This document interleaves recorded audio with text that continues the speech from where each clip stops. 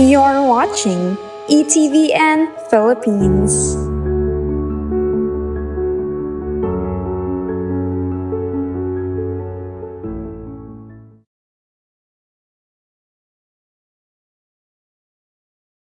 Maligayang bati ngayong kaarawan ang simula ng buhay ng ating mahal na ina, mahal na Birhen, ngayon sa dakilang kapistahan ng Immaculada Concepcion. Yan po ang ating ipinagdiriwang dito sa ating mahal na Pilipinas at sa iba't iba pang dako ng ating simbahang Katolika. The solemnity, pinakamataas na antas ng kapistahan sa ating simbahan, the solemnity of the Immaculate Conception, kung kailan ang plano ng Diyos na nasagipin, magkaroon ng redemption sa ating simbahan ay sumulong doon sa pagsimula ng buhay sa sinapupunan ni Santa Ana, simula ng buhay ng ating mahal na Birhen. And today, on this solemnity, we have a video for you on defending our Blessed Mother from attack. Inaatake po ang ating mahal na ina. At tayong mga Pilipino, hindi natin yan tatantanan. And I have today in our studio at Emmanuel TV Network, two defenders of our Blessed Mother. Una po, kasama po natin, nakikita nyo sa ETVN, sa iba pa nating mga programa, kasabay dun sa Catechutes na ating programa para sa kabataan, ang ating brother Carlos A.P. Palat-Caloy, Brother Caloy, na puntas po sa kung ano-anong mga bagay-bagay, kaalaman sa ating simbahang Katolika. Mangyari, siya po ay patnugot ng Baronius Press International. Ito po ang pinakamalaking naglalathala ng mga tradisyonal na libro sa ating relihiyong Katolika. Maligayang bati, Brother Caloy. Sa inyo rin, sa lahat ng mga nakikinig sa atin at nanonood sa atin, a blessed feast of the Immaculate Conception. Ngayon po, kasama din natin, masasabi natin talagang nagdedepensa labis-labis sa ating mahal na Birhen sapagkat siya po ay isang hindi lamang abogado, kundi Mariologist. Siya po ay pantas sa teolohiya ng mahal na Birhen. Matagal din natin kung minsan nakakasama dito sa ETVN. Brother at Attorney Marwil Liasos. Kumusta, Brother Marwil? Una, babatiin kong lahat, no? Ave Maria Purissima, sin pecado concebida. So, ito po ay talaga pong magandang okasyon para sa ating mahal na Birhen. At syempre, bago tayo magpatuloy, tayo po ay manalangin muna. Sa ngalan ng Ama, ng Anak, ng Espiritu Santo. Amen. Hail Mary, full of grace, the Lord is with you.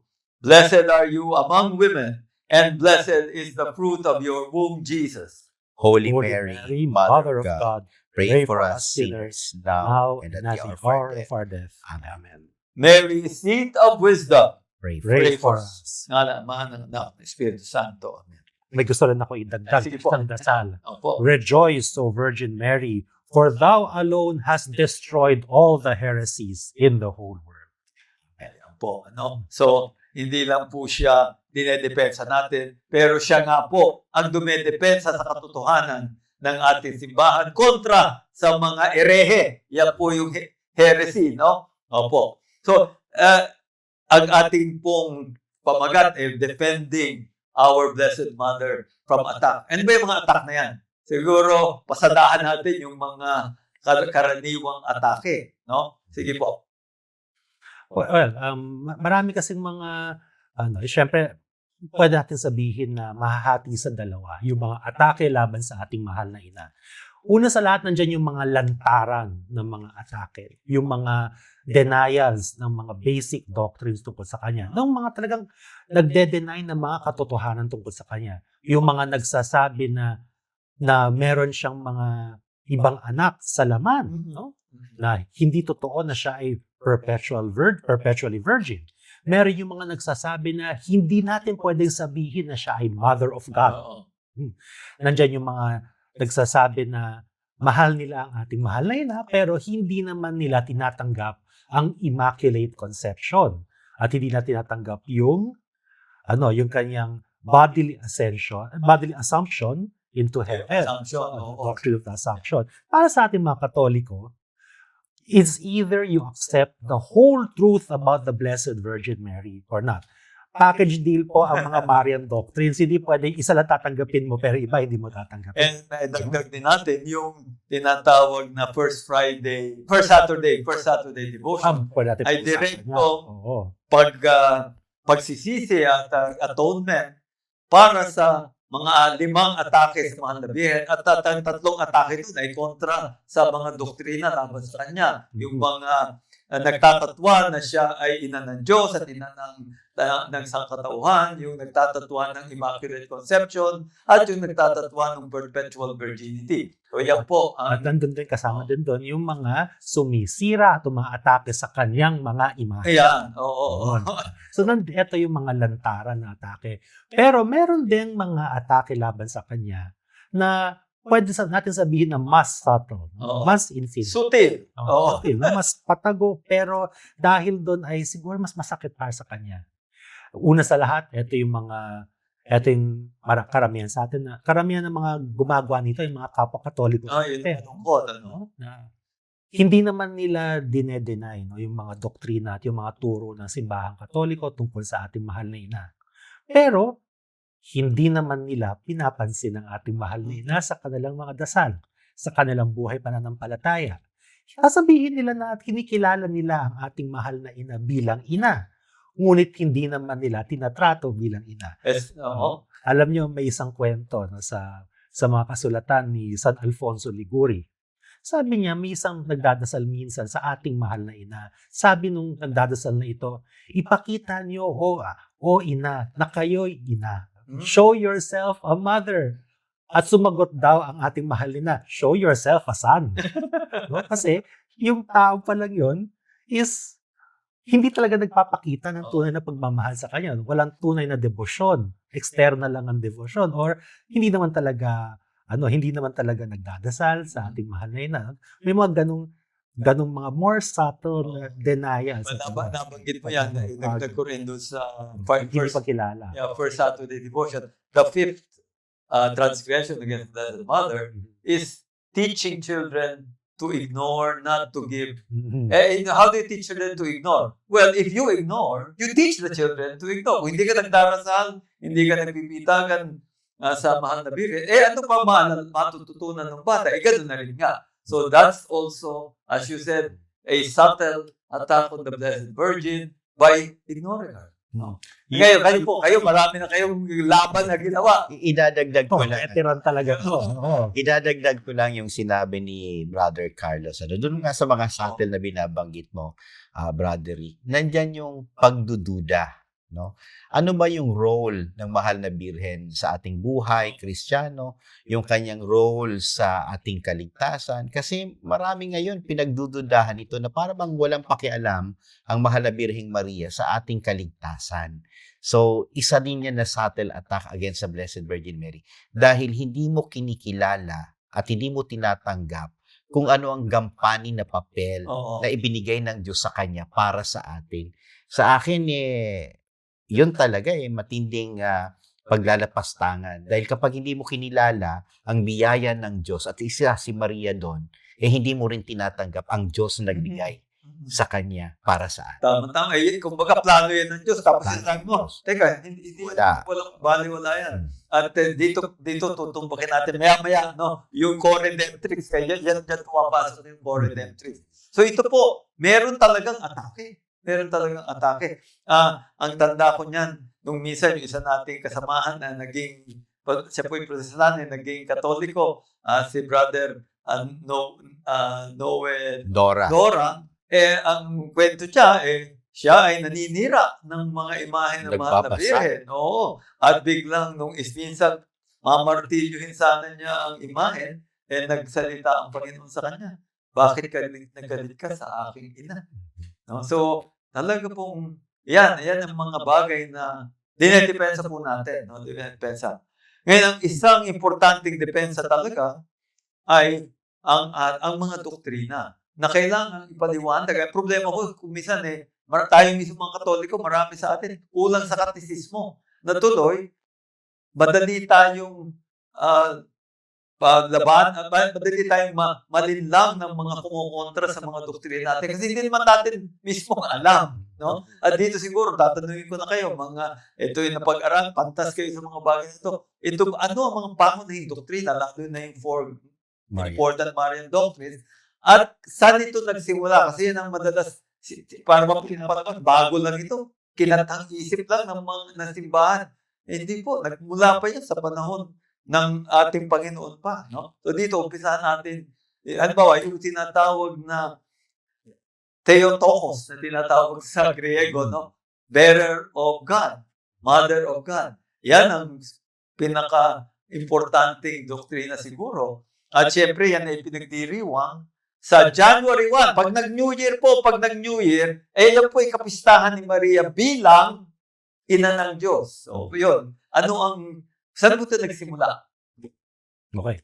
Yung ating paniniwala na paninindigan natin na ang ating mahal na ina ay ina ng Diyos. Ina ng Diyos. Ito talaga yung nag-umpisa bilang ating pag-affirm ng ating paninindigan na si Kristo ay tunay na tao at tunay na Diyos. Kaya natin sinabi na siya na ang ating mahal na ina ay ina ng Diyos dahil siya ay ina ni Kristo at si Kristo ay Diyos. Pag sinabi mo na ang mahal na ina ay ina ni Kristo pero hindi siya ina ng Diyos, para mong sinabi na hindi naman talaga tunay na Diyos. Si Kristo. Oo, si Kristo. At ang nag-umpisa nito ay yung kaya to naging isang malaking issue noong taong 431 ay dahil yung isang heretic, ang pangalan niya ay Nestorius. Sabi niya, hindi natin dapat tawagin ang ating mahal na ina na Theotokos o God-bearer. No? Dapat Christotokos lang o Christ-bearer. Pero sa likuran nito ay ang kanyang maling paniniwala na si Kristo daw ay dalawang magkaibang persona. Merong persona na Diyos at persona na tao. Oo. At si Maria ay ina lamang nung pagkatao na yung pagkatao ni Kristo. At ang sinabi ngayon, alam nyo, siguro for a lot of people parang parang gano'n naman talaga kasi ang mahal na ina hindi naman siya ang lumikha sa ating sa Diyos, di ba? Pero ito isang pinakikita nito na hindi lang nila naiintindihan yung pagiging ina. Okay. Pag sinabi natin na for example, ito tayo ay katawan at kaluluwa. Lahat tayo, di ba? Lahat ng tao may katawan, meron din kaluluwa. Yung ating ina, hindi naman siya ang gumawa ng ating kaluluwa. Ang ating katawan ay nanggaling sa Kanya.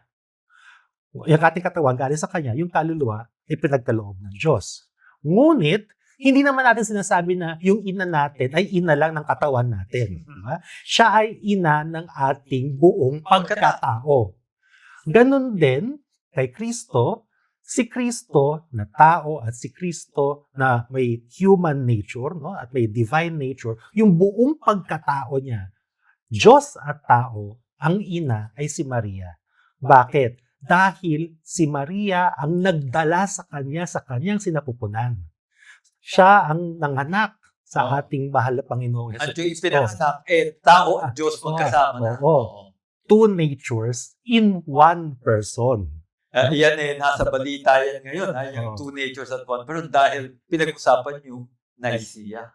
Council of Nicaea, kamakailan lamang ating mahal na Santo Papa Leon ay pupunta mismo sa Turkey, sa Turkya, doon sa bayan ng sinasabing Nicaea, dahil ipinagdiwang ang 1,700 years noong Council of Nicaea at doon ang isang pinagtalunan ay ang pagka-Diyos at pagkatao magkasama 100% God, 100% human ng ating Panginoon.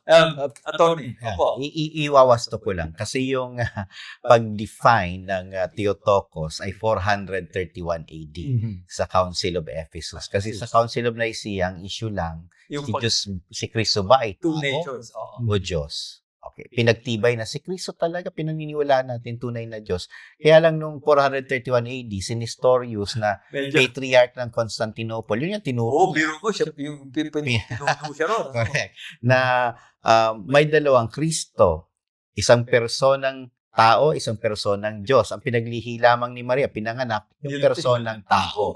Mali, dahil isang unity lang naman. Mhm. Two natures, one One person. person. So, ang sinasabi ng simbahan, ang tunay na pananampalataya ay dapat tanggap mo ito. Oh. Si Maria ay kung anong pagkakakilala mo kay Maria ay nagsasalamin ng pagkakakilala mo kay Jesus. Kasi pag tinawag mo si Maria na ina ng Diyos, naniniwala ka na si Kristo ay Diyos. tunay na Diyos. Si Maria ay tao, tumpak. Kaya nga, ang kanyang anak ay tunay din na tao. Oo. Totoong Diyos, totoong tao. Pero isa lang na persona. Oo, isa lang yun. Divine person, Oo. the second person of the Blessed Trinity. Kaya yan ang tinatawag na touchstone of orthodoxy. Kung tama ang pananampalataya mo kay Maria, nangangahulugang tama ang pagkakakilala mo kay Kristo. Kaya ganun ka-importante po yan. Sa ating doktrina, hindi maaaring magkaroon ng puwang ang ambiguity o ang yung parang doble ang pwede mong pagbasa sa isang katotohanan na tinuturan ng simbahan. Kaya talaga sinasabi ng simbahan, hindi pwedeng tumigil lang tayo sa Mother of Christ or Christotokos. Hindi pwede tumigilan tayo doon. Kailangan sabihin natin Mother of God. Kasi the moment na ikaw ay mag-hesitate, sabi mo, ayoko masabi yung Mother of God, naglalagay ka na agad ng puwang upang questionin ang pagka-Diyos. Pagka-Diyos. Okay, yan. Nagiging masalibuot po itong ating usapan. Tayo po ay tutukuyin muli ang iba pang mga doktrina kasi lalo pa yung doktrina na ipagdiriwang natin ngayon, Immaculate Conception. Yan po ang susunod nating tutukuyin kasi yan may kinalaman din yan sa pagiging ina ng Diyos ni Maria. Sa pagbabalik po ng ETVN, Ave Maria, defending our Blessed Mother from attack.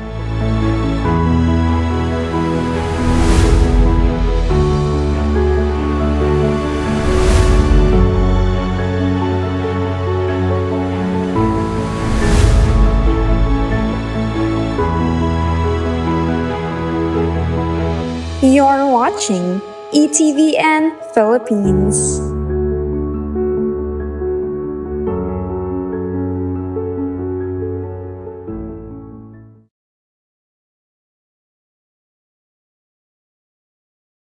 Nagbabalik po ang Emmanuel TV Network at ito po ang ating special, Ave Maria, defending our Blessed Mother from attack.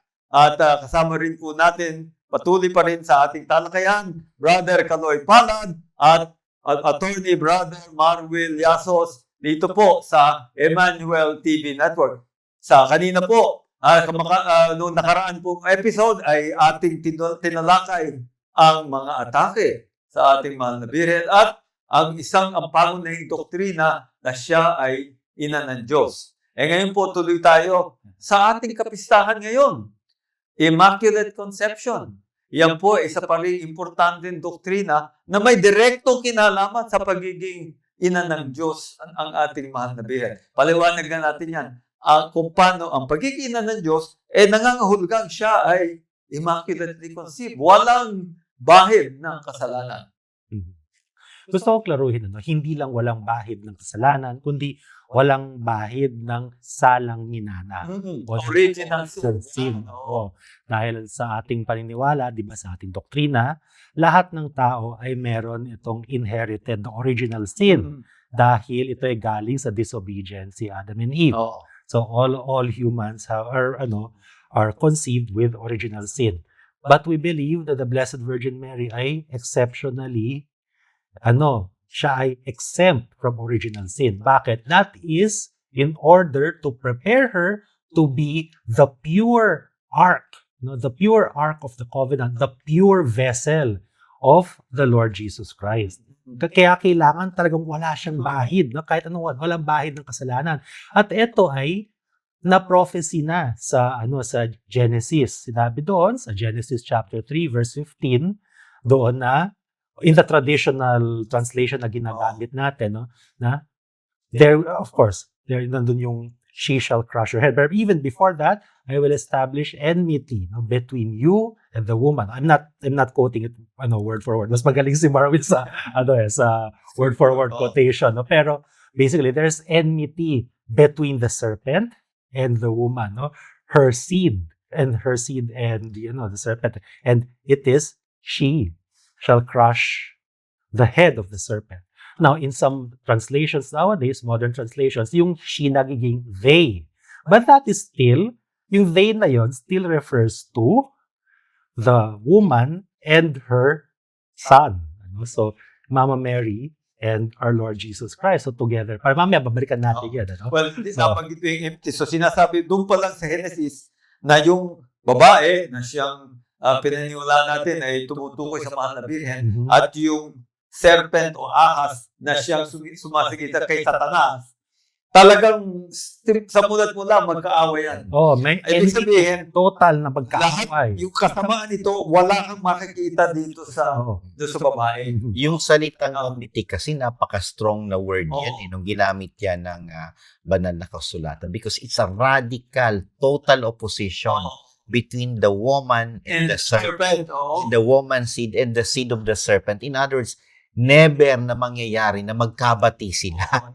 Na mayroong kaperason dito nandun sa kapila. So, hindi po pwede. Total yan. So, ibig sabihin, kung halimbawa si Maria, nating pinaniniwala na kinatuparan ng babae sa hula, ay nagkasala kahit nakatitig, ibig sabihin nasira na yung pag-aaway, yung pag-aalitan. So, hindi na matutupad yung pangako ng Diyos. Ang Diyos hindi pwede magsinungaling. Hindi pwede magbulaanan. Kaya, yung Immaculate Conception is a fulfillment of that prophecy. So yan ang ating pinagdiriwan ngayon.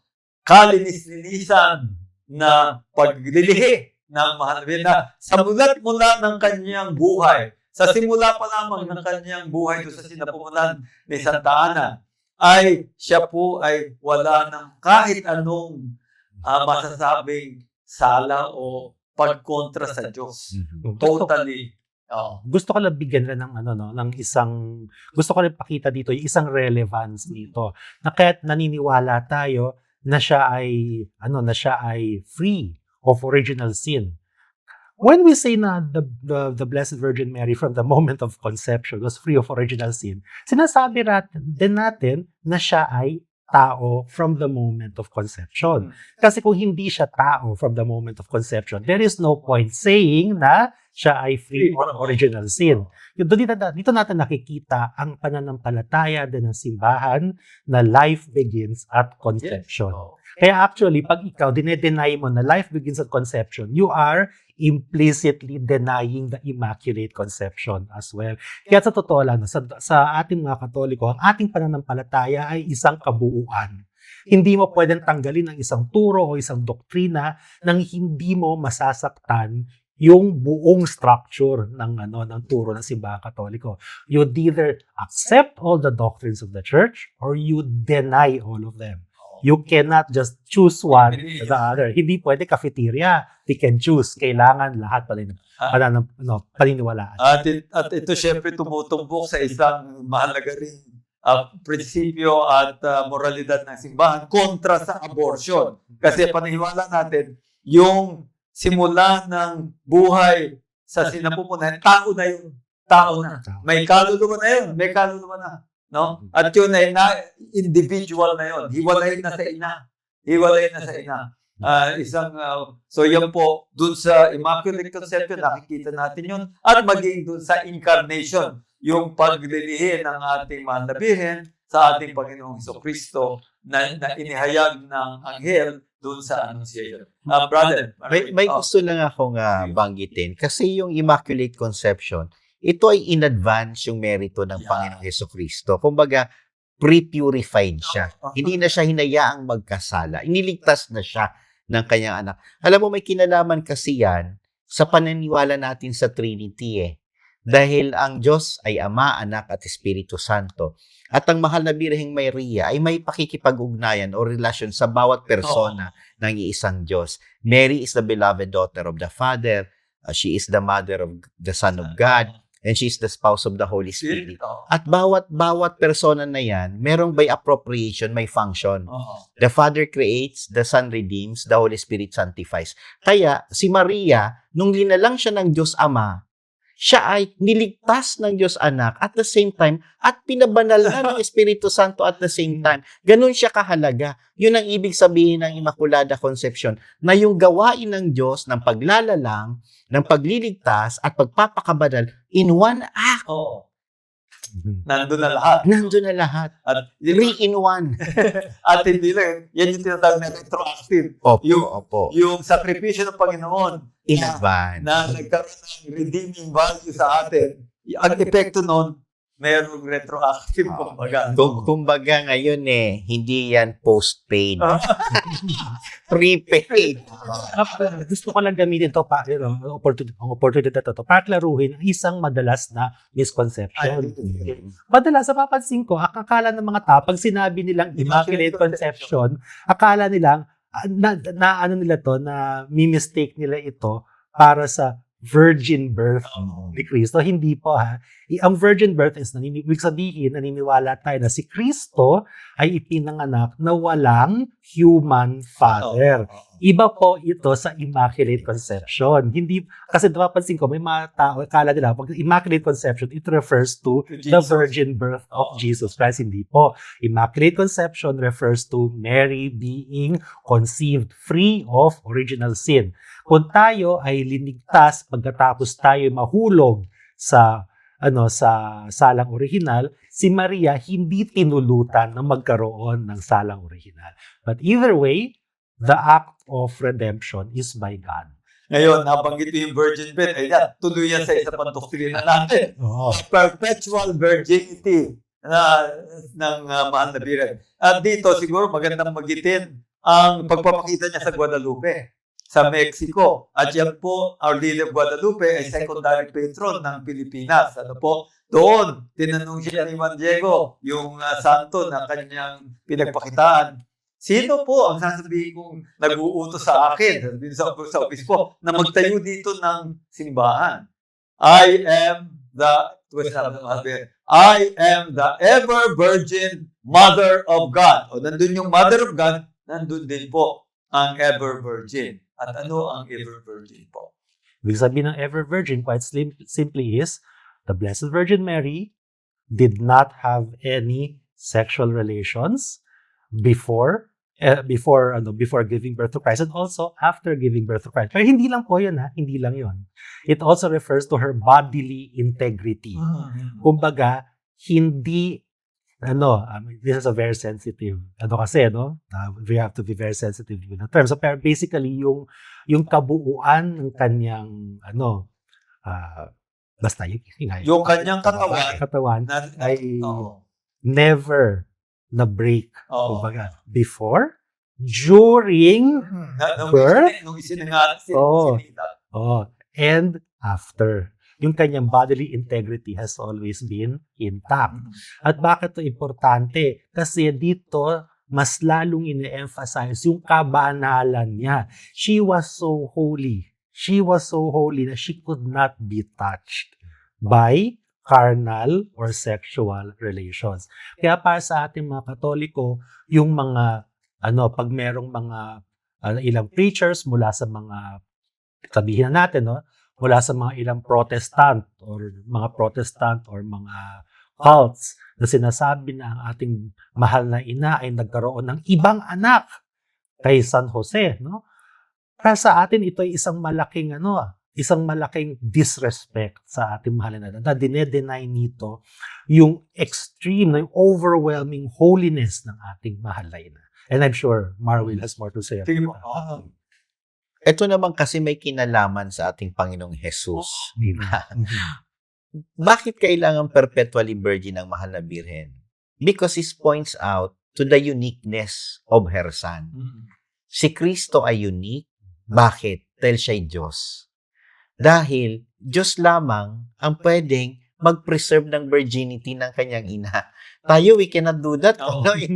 Di ba? Pero Jesus' mother remained a virgin throughout her life. there must be something special about Jesus. Even in the birth, nakalabas na ng Panginoon na hindi Oo. na Nasira yung hymen Oo. ng mahal na Birheng Oo. Maria. Bakit? Kasi nga, Diyos siya. Diyos eh. He's omnipotent. Okay? So, yun ay tanda ng kung sino si Jesus. At maliban yan, brother, yung binabanggit ni Brother Kaloy na kabanalan, wala naman itong judgment sa marital love. Oo. Banal yun eh.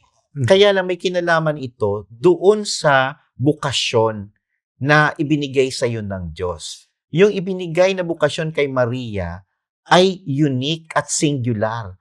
To be the mother of God. Oo. No? Oo. Wala nang iba yon. So, si Maria, nung tinanggap yon, alam niya kung anong pinasok niya. So, the perpetual virginity of Mary is an indication, is an evidence of what is meant by consecration, ng pagtatalaga. She totally consecrated her whole being for the ministry of her son, no? Para sa kanyang anak na si Jesus. Kaya siya ay perpetually virgin dahil yun ang kanyang bukasyon sa buhay.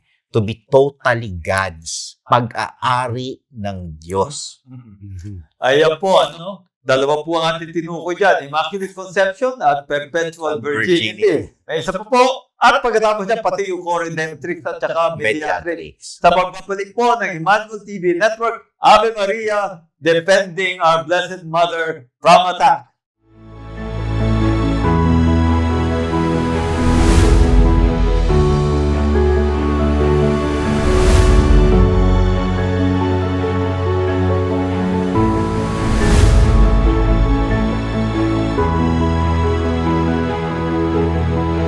You're watching ETVN Philippines.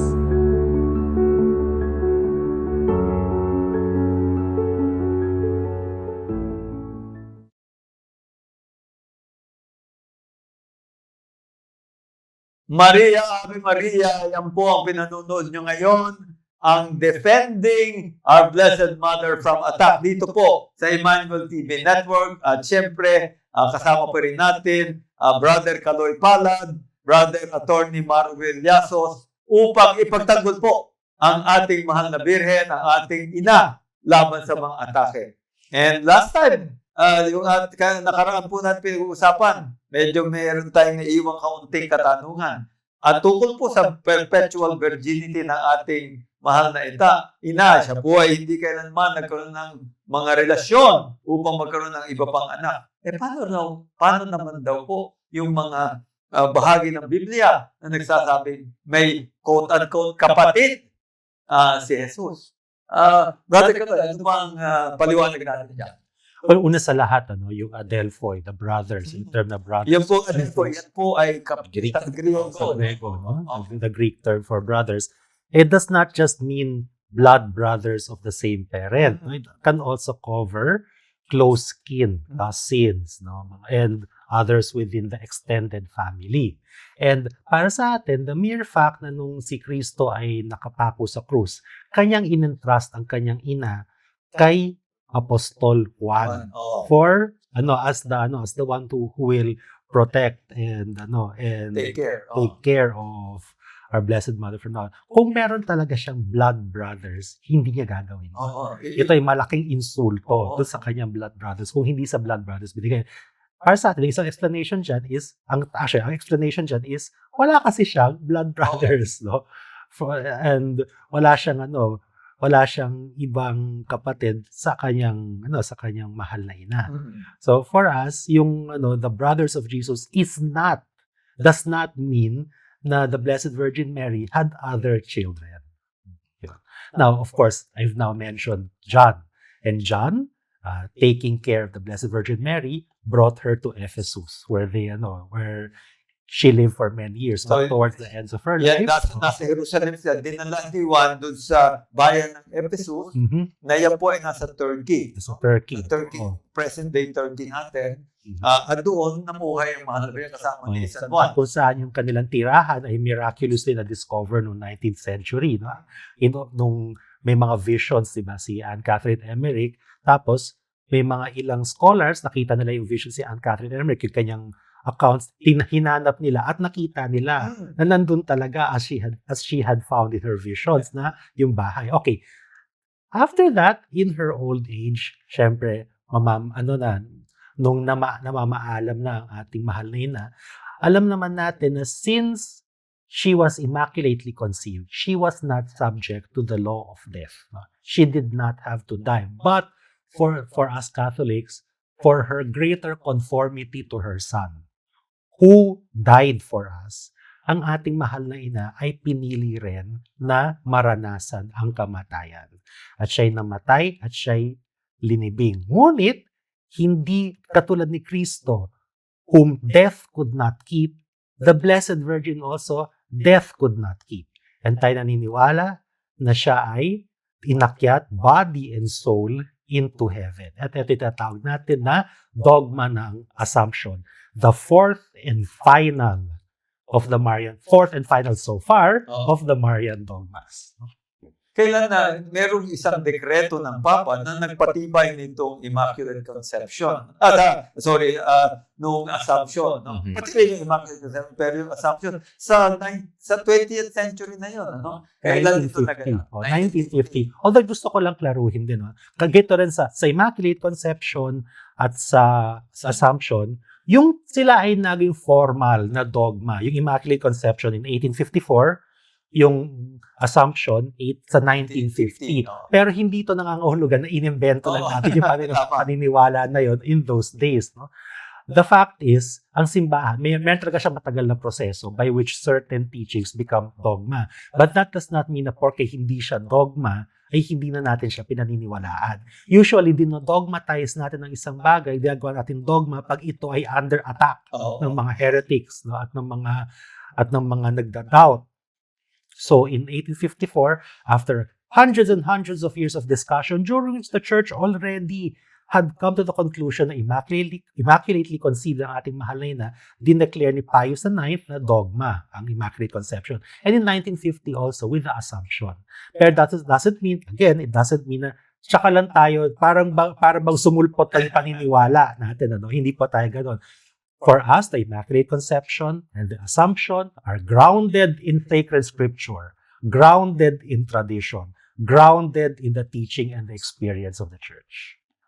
Ngayon, ito yung pang-apat na doktrina. Ngayon, Dogma na talagang ito ay pinagtibay ng simbahan at idineklara ng Santo Papa. Ngayon, tuloy naman tayo sa iba pang mga doktrina na ngayon ay nagiging kontrobersyal. Ano? At dalawang doktrina ang parang lumitaw sa mga talakayan ngayon, yung co-redemptrix na tinatawag, at yung mediatrix of all grace. Gusto ko lang mabanggit na to sa Brother Marwin, marami siyang magagandang mga pagninilay at mga mababanggit tungkol sa relasyon between Assumption and the mediation and the coronation. Ito, nabuti kang tinumbok na natin yung pagsamahin na po natin yan. Actually, sa akin to, galing ito mismo sa katuruan ng simbahan. Sa Second Vatican Council, sa Lumen Gentium, na ngayon nasa langit na si Maria, pero hindi natigil yung kanyang ministeryo bilang isang ina. So, patuloy na nasa langit siya. She wins for us the gifts of salvation. So, ginagawa pa rin siyang daluyan ng grasya na mapunta sa atin para tayo ay maligtas, no? Kaya related pa rin yung assumption ng mahal na Birhen sa mga pag-uusapan natin, kagaya ng quote-unquote co-redemptrix at saka yung kanyang pagiging mediatrix of all grace. At dito, ibigyan pansin natin, alam nyo, yung mahal na Birhen na nasa langit, hindi lang po yung kaluluwa. Kasi yung mga santo na nandun sa langit, kaluluwa yun. Pero ang mahal na Birhen, yung kabuuan ng pagkatao niya, nandun sa langit. No? Nandun sa langit. So, body and soul. So, pag sinabi ang mahal na Birhen ay nakikipag-ugnay sa Panginoon Diyos upang tayo ay masagip, yun po ang kabuuan ng mahal na Birhen. Na hindi lang kaluluwa, na siya yun man ang ating paniniwala sa mga santo. Yung kaluluwa nila naroon, pero wala yung katawan. Sa mahal na Birhen, nandun lahat. No? Kaya nga tayo ay walang mga relics ng katawan ng ating mahal na ina. So yan po, at yun nga nabanggit mo, yan ay direktong tumutumbok dun sa paniniwala na siya ay co-redemptrix, tumutulong po sa pagsagip ng natin, sa atin, no? Upang tayo ay makapunta sa langit. At siya rin po ay mediatrix. Hanggang ngayon, nagdaluyan ng grasya. Ngayon po ito ay naging controversial. No? Ano ba nangyari doon? In a nutshell, nagkaroon po kasi ng isang dokumento mula sa Vatican, mula sa Dicastery for the Doctrine of the Okay, Faith. paliwanag ko sino yung Dicastery of the Doctrine of the Faith. No? Yan po ang pangunahing tagapayo sa Papa pagdating sa mga usaping doktrina. No? Yan po, sige. Okay. So, naglabas sila ng isang doctrinal note na nagsasabi na yung the term na co-redemptrix ay hindi appropriate at yun namang mediatrix ay kailangan magkaroon ng caution. Ang problema, ito ay totally na misreport sa media. Lumalabas, parang sinabi na Pinagbabawal. ang sabi ng media, ang ginawa daw ng simbahang Katoliko ay inamin daw natin na si Kristo ang ating tagapagligtas, hindi ang ating mahal na ina. Hindi naman natin sinabi kahit kailanman na ang ating mahal na ina ang tagapagligtas o ang manunubos ng sanlibutan. Wala naman tayong tinurong ganon, di ba? Pero gusto ko lang rin sabihin ngayon, kasi wala naman tayong masyadong oras to elaborate, kinlarify rin po ng Dicastery for the Doctrine of the Faith. Ang sinabi lang nila tungkol sa term na co-redemptrix ay hindi nila ito gagamitin sa official Vatican documents from now on. Pero sa pribadong debosyon ng mga Katoliko, ito ay maaari pa rin gamitin.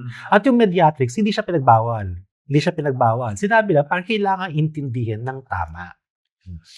Lahat naman kailangan talaga at ipaliwanag. Yung Mother of God, yung mga pinag-usapan natin kanina, pagpapaliwanag lahat, transubstantiation. No?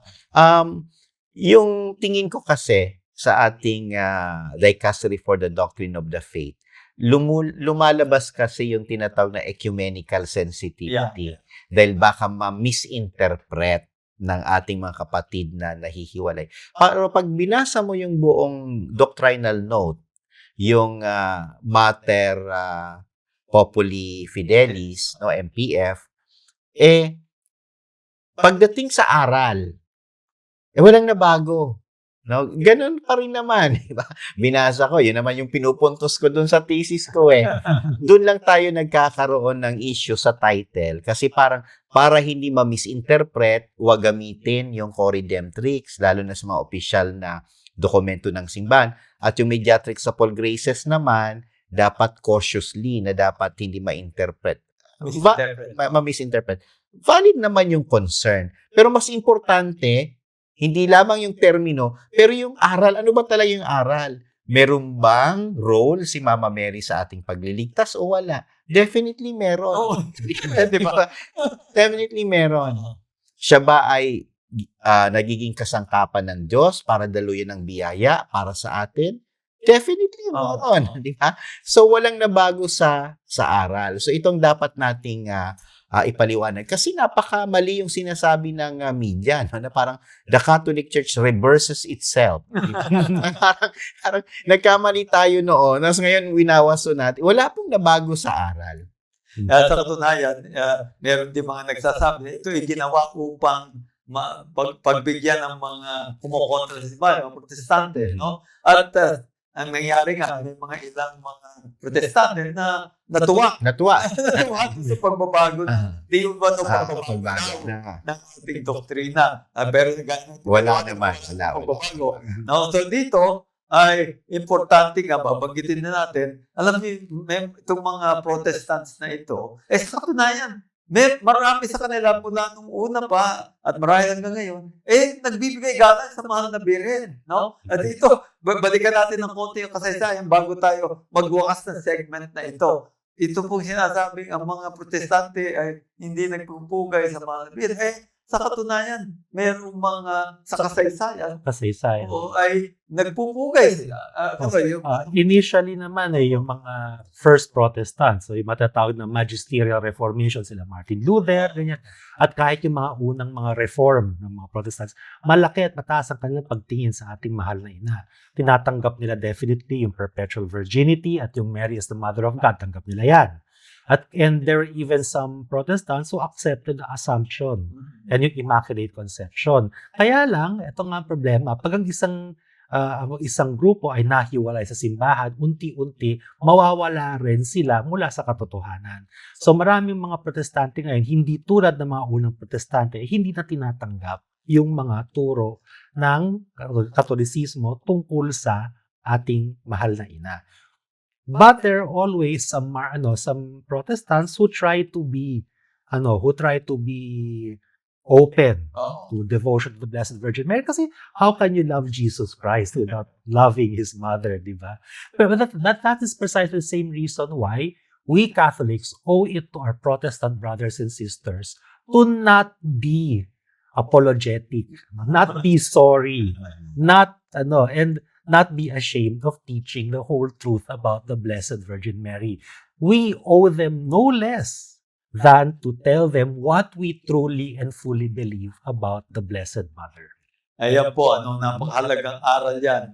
Dapat natin panindigan. Yan, panindigan ang ating pananampalataya, ating paniniwala tungkol hindi lamang sa Panginoon Diyos, kundi sa Kanyang ina. No? At tayo po ay magbabalik kasi meron pa rin tayong tutukuyin yung co-redemptrix, yung kabuuan ng co-redemptrix at saka mediatrix kung bakit ito napakahalaga para sa ating pananampalataya. Sa pagbabalik po ng Emmanuel TV Network, Ave Maria, defending our Blessed Mother from attack.